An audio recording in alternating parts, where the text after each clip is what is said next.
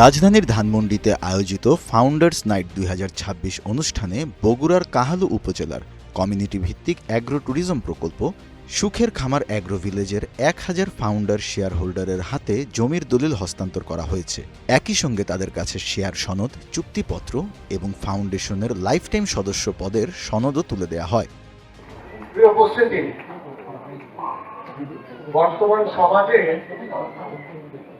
আমাদের বসবাস করার জন্য আমাদের যা যা করণীয় রয়েছে তার ভিতরে অন্যতম যে বিষয়টি সেটি হচ্ছে আমাদের শিক্ষিত বেকার যারা যুবক তাদের কর্মসংস্থানের একটি ব্যবস্থা।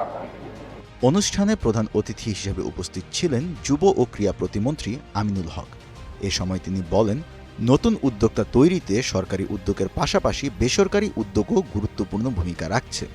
তিনি আরও বলেন, দেশের তরুণদের দক্ষতা বৃদ্ধি, আত্মকর্মসংস্থান এবং অ্যাগ্রো ট্যুরিজমের মতো উদ্ভাবনী উদ্যোগ সম্প্রসারণে সরকার কাজ করে যাচ্ছে।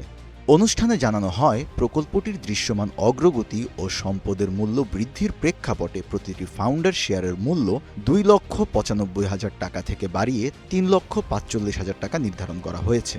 আয়োজকদের মতে মাত্র ১.৫ বছরে এ প্রকল্পটি ইতিমধ্যে স্থানীয় পর্যায়ে কর্মসংস্থান সৃষ্টি, কৃষিভিত্তিক পর্যটনের প্রসার এবং গ্রামীণ অর্থনীতিতে নতুন সম্ভাবনা তৈরিতে ভূমিকা রাখছে।